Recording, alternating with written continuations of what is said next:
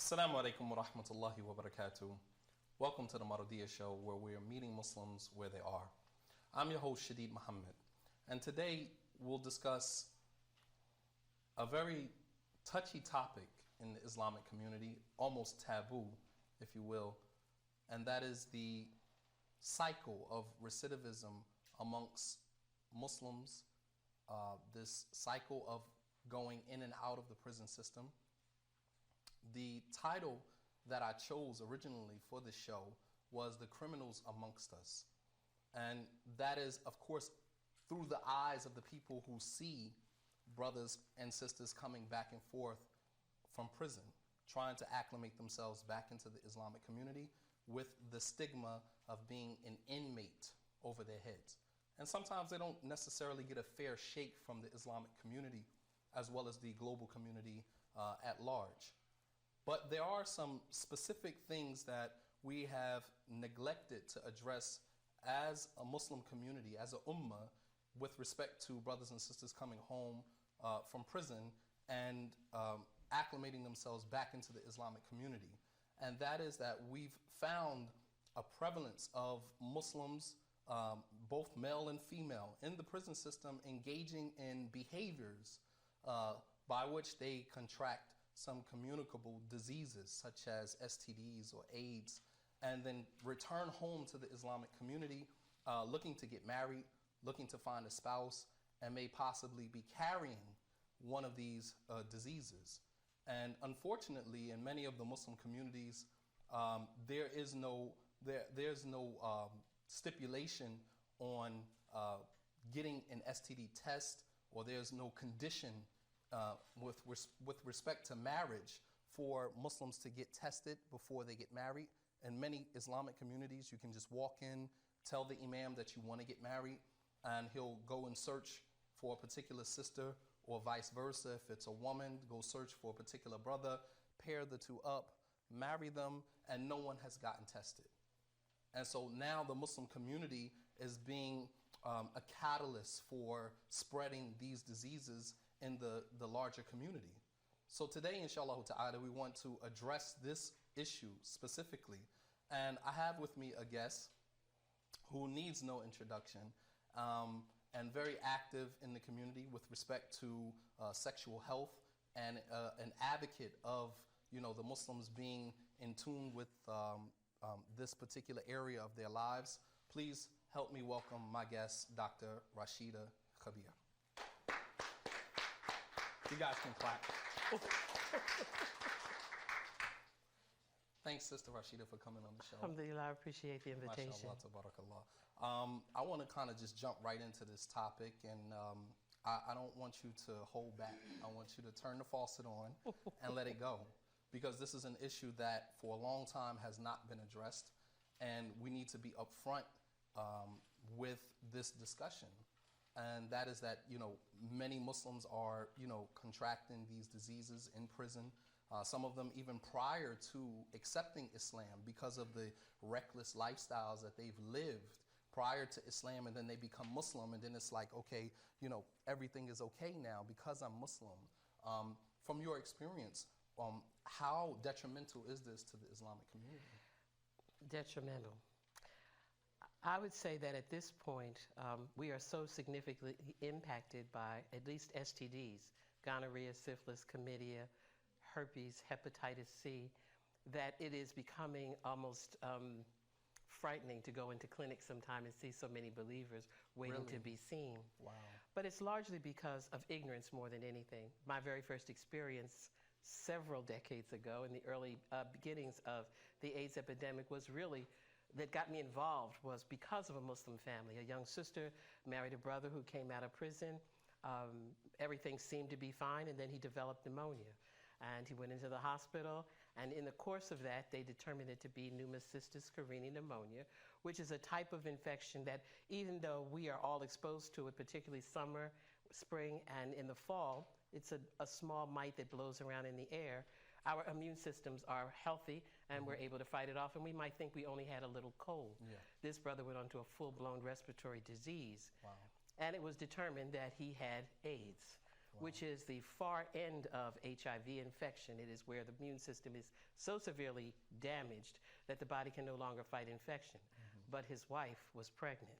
Okay. And so it was devastating for her to discover that her husband, prior to his taking his Shahada in prison, had been an intravenous drug user. Wow. And had shared needles with many people. And this is most likely the way that he got infected. He didn't realize he was infected, which is still a problem today because people don't routinely get tested. And he passed the infection on to her. Wow. What was fortunate was their baby was born HIV negative, as most babies are. More than 70 to 80% babies born to women who are infected are not infected themselves because of Allah's mercy and our natural immune system to protect the infant.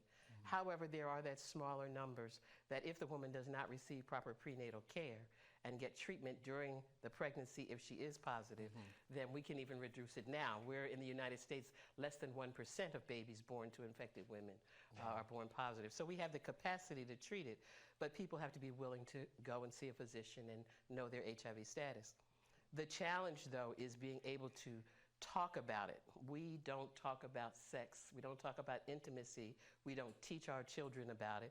And so consequently, it ends up being a subject that most of us know very little about, just the literal movements, and very little else about it. And so we see the increased prevalence. Another, I would say, unfortunate condition of our community is that we take wives and we pass wives along. We don't necessarily share our sexual history, so you may have one wife now, bring another one in, no dialogue or discussion about the health of the other. So you're now introducing another set of organisms, as it were, into your family anyway, and then the potential for these other illnesses. So our unwillingness to have our leadership discuss this with us, to require some type of testing, at the very least counseling, we're going to see a perpetuation of these diseases. And not to cut you off, but we have large influx of Muslims coming home from prison on a regular basis, filtering into the Islamic community, not really being transparent about the behaviors that they were engaging in while in the system. You know, because when they come home, they appear to be refined. You know, Muslims, they went to prison, they got their act together. And they're very intense. Exactly, right? And then, you know, they come home with this sense of entitlement, and they come home refined, and, you know, everything is all good. And then we find later on that these same individuals in the prison system were engaging in behaviors that were risky behaviors, risky to themselves, and now putting the Islamic community at risk. I think that more than anything, it's the stigma associated with being, you know, one who has any of the infections that can not be treated, that is, cannot be cured, and can be passed on.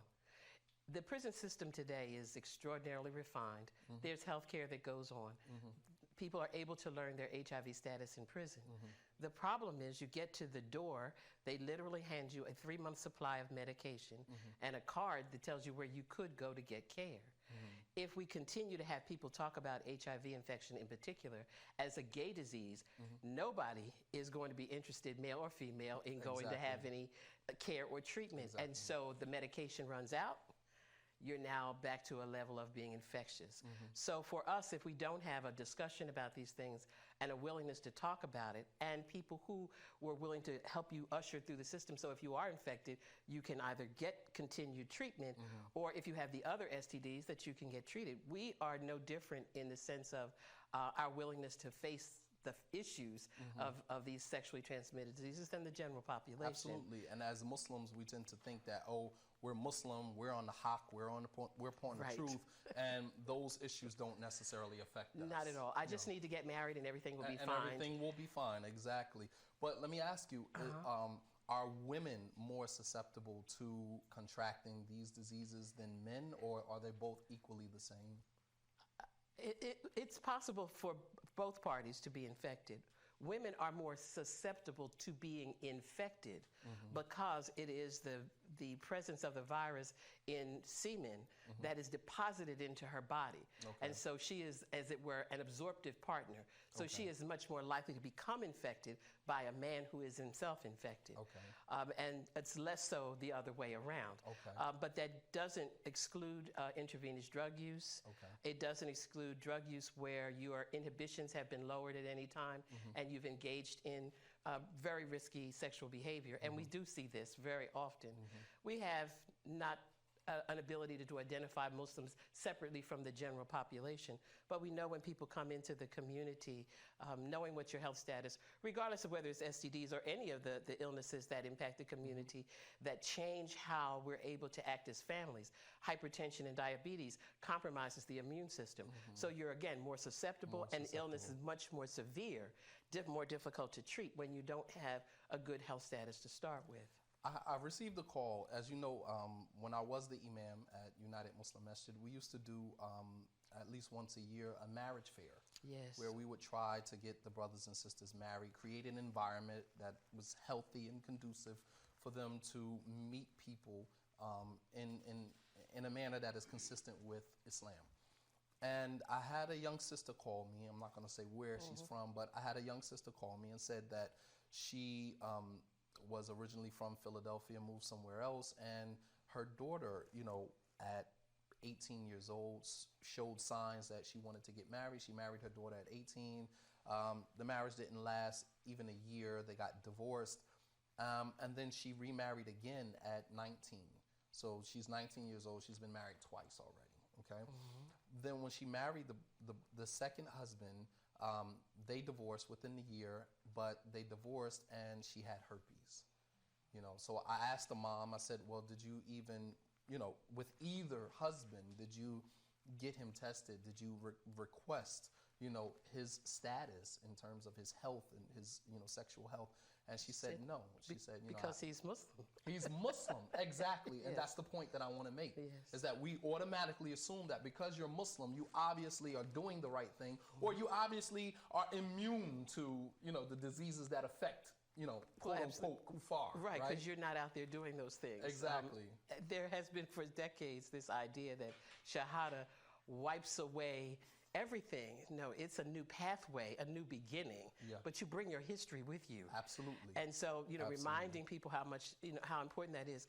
But very often there isn't the discussion that occurs. You know, the first question that popped into my mind when you said that was, where was the wali? Because we don't follow process. And because we don't have an opportunity to ask the questions. There was a time in the community where you had to fill out a questionnaire. It was multiple pages that did get down to asking you about your health history, your ability to perform as a mate, one way or the other, that you could demand your rights and know that your rights could in fact be accomplished. We don't do that very much anymore, as you say.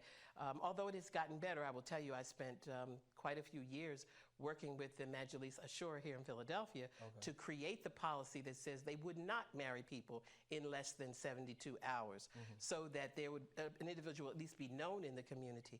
Those are the kinds of rules we dismiss now. No one would co-sign for someone if they didn't know them, and that's where we are right now. Unfortunately, people are back again to, I just come in, yo, brother, ma'am, I need to get this squared away, and off you go. It's a conflict of interest when the leadership in the community is not able to separate his friendship from his leadership.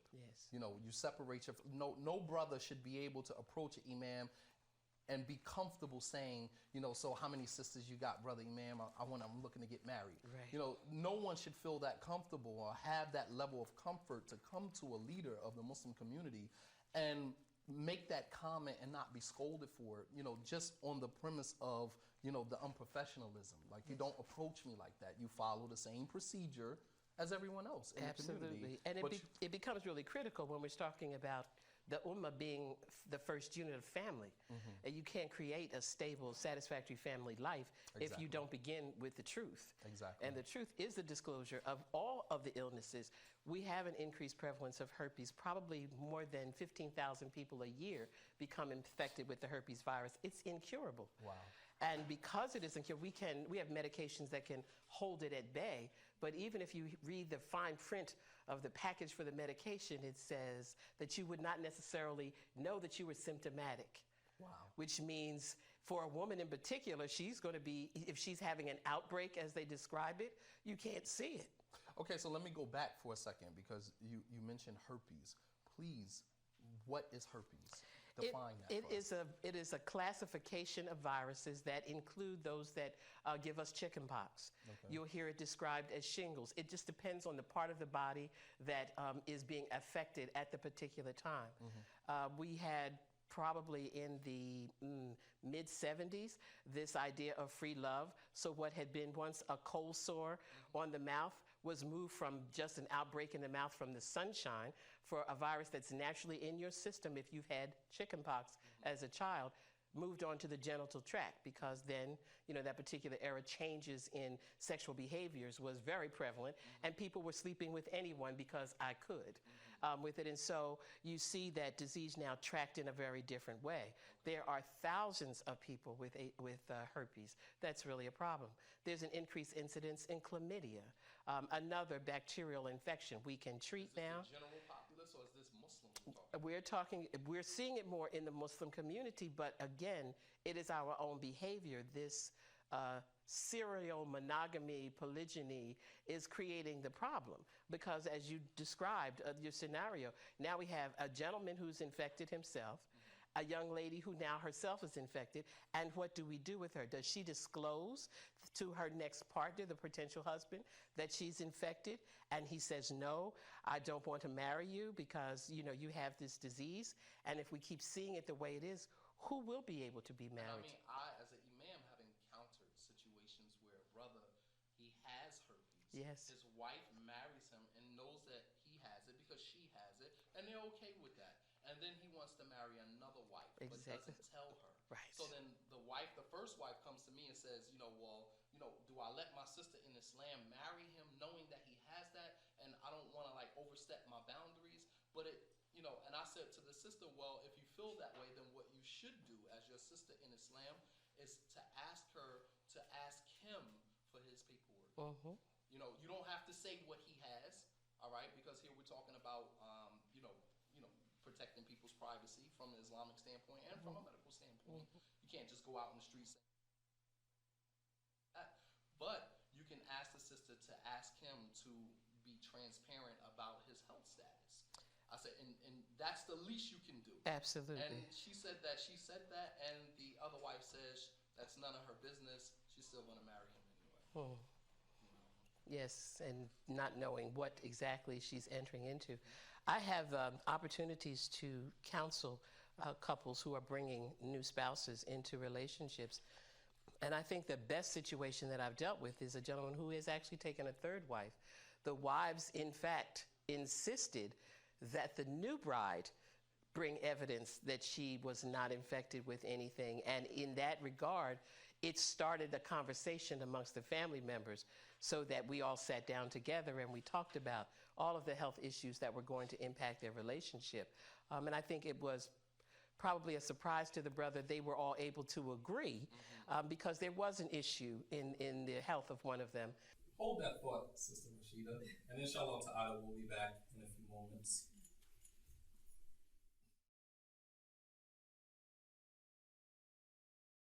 Welcome back to the Mardiyah show, where we're talking about the prevalence of STDs and AIDS in the Islamic community and what we need to be doing as an ummah to correct this and to be more transparent with one another so that we are not a vehicle for the spreading of these particular diseases in our community.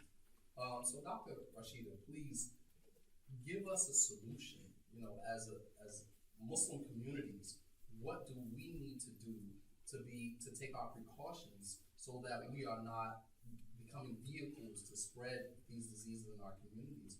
Allah says in the Qur'an, take your precautions. So what steps do we need to do, or what steps do the Islamic communities need to incorporate in their communities to prevent these things from spreading in the community? I think it's a multi-pronged approach. One, we need education. Okay. We need to be able to honestly talk about these illnesses and present accurate information about the spread, the prevention, the treatment. As part of an ongoing education in health in the community. We don't do that routinely. I was very pleased to have that opportunity when you imam to speak to the community members who came. It was very important. And a lot of questions came up and were answered as a result of that. So that's the first thing. I think the second action that we should take really is targeting how we're doing our marriage education.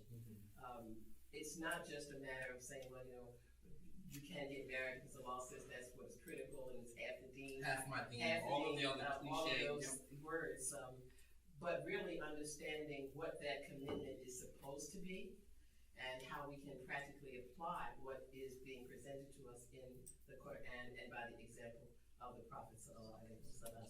So I think being able to provide honest education and follow the rules.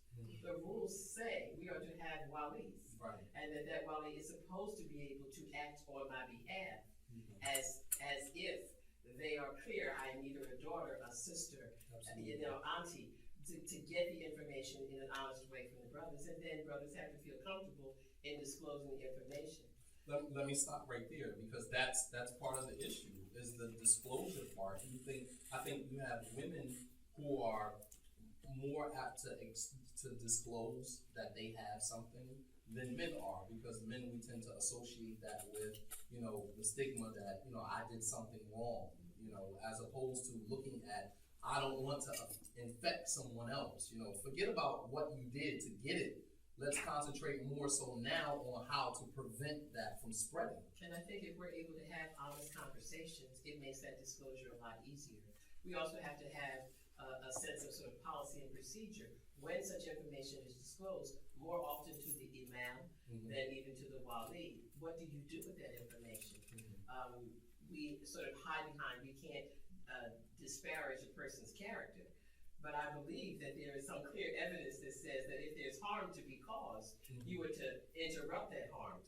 And so we need to find ways to be able to disclose the information so that you can make accurate and positive recommendations for marriage partners. You can't do that if you don't have the information and a way to manage such a disclosure. So I think those become really critical. And then actually access the testing itself. There are many organizations nationally. Here in Philadelphia, there are numerous places you can get free HIV testing, free STD testing. Treatments are available at no cost in some instances through the public health system. So there's no reason for anyone to go without the appropriate treatment, but it's our personal embarrassments that prevent us from actually doing it. Not really realizing that even we're talking about infecting others, but the damage that it does to your own body. Infertility is very high now, particularly amongst African American women, because of the frequency of exposure to these sexually transmitted diseases.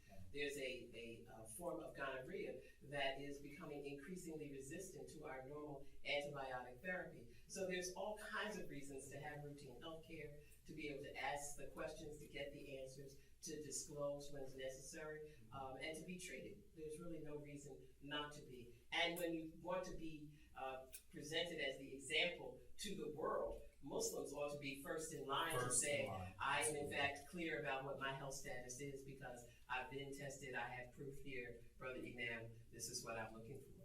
So, last question, and I think this is very critical, especially for women. When should a woman disclose? If she's having a sit down with a brother,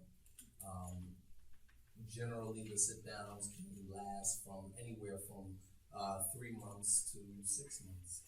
When does a woman disclose? Is it at the first sit down, which, you know, it may not even go anywhere, but then she has disclosed something about herself to someone that may not even potentially go anywhere, or brother, vice versa. And I get that question a lot, and I really don't know how to answer that question.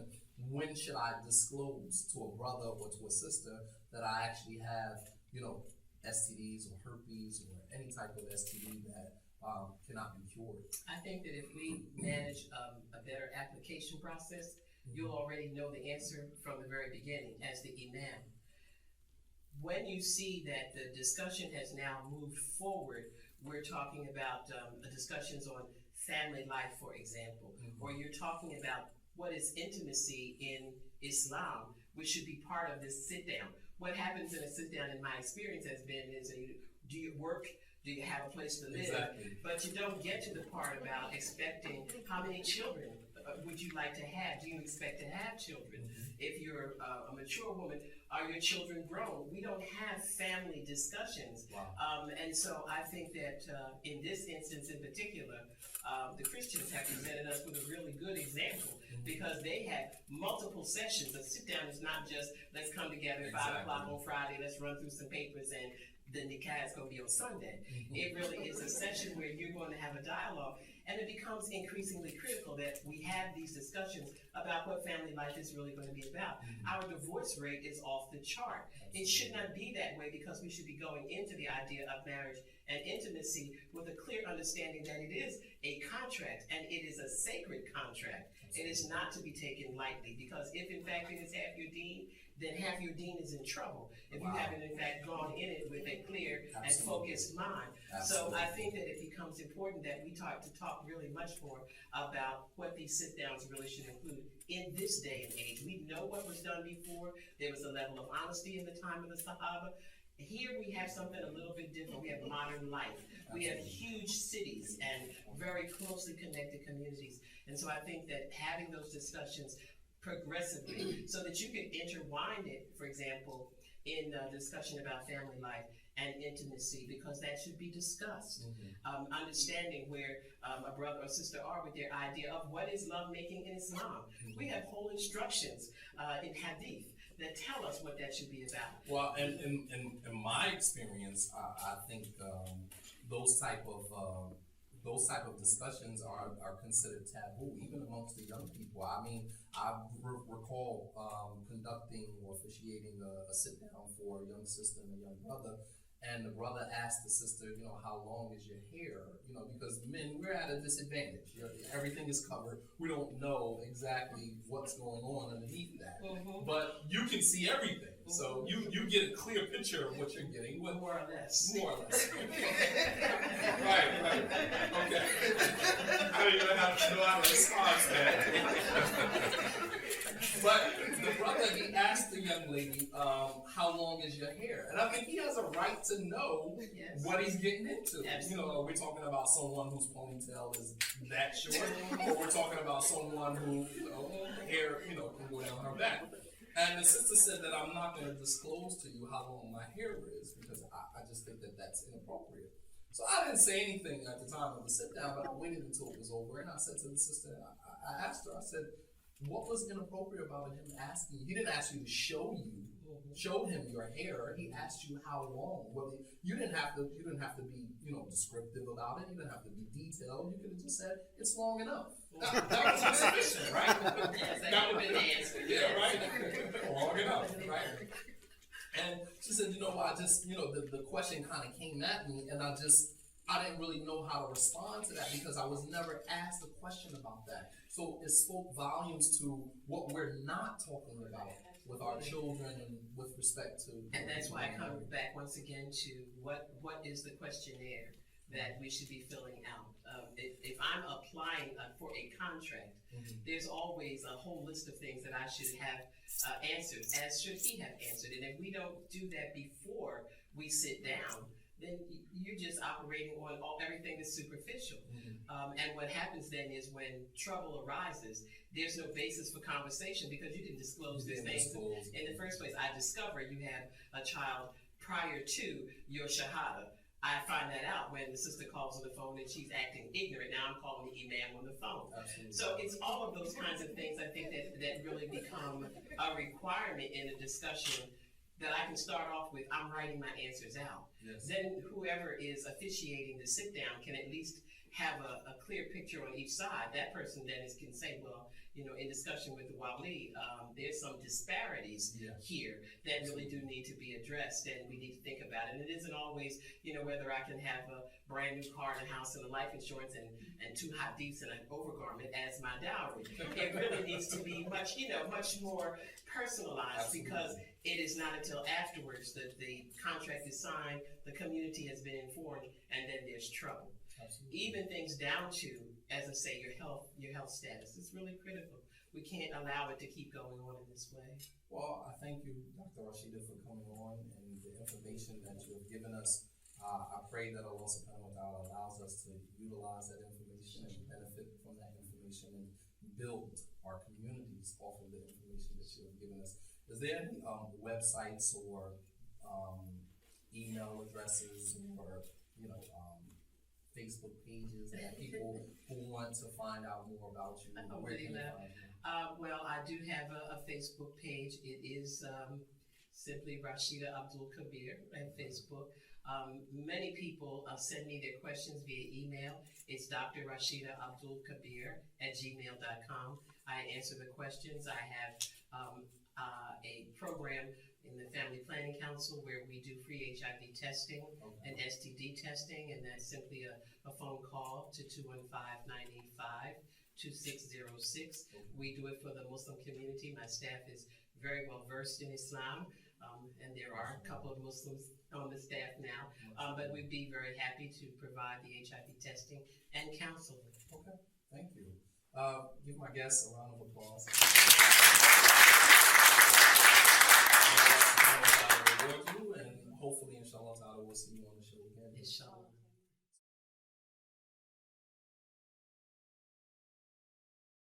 Like they're on top of you. Exactly. Right? So Islam is like that. It's like this microscope on the Muslims. And people look for leadership from the Muslims. So if you're a Muslim in prison and you come home and you practice Islam, it's not that bad inside the masjids. But if you go and you stop practicing Islam and you come back to the masjid and you can't be trusted and stuff like that, then it's some type of stigma.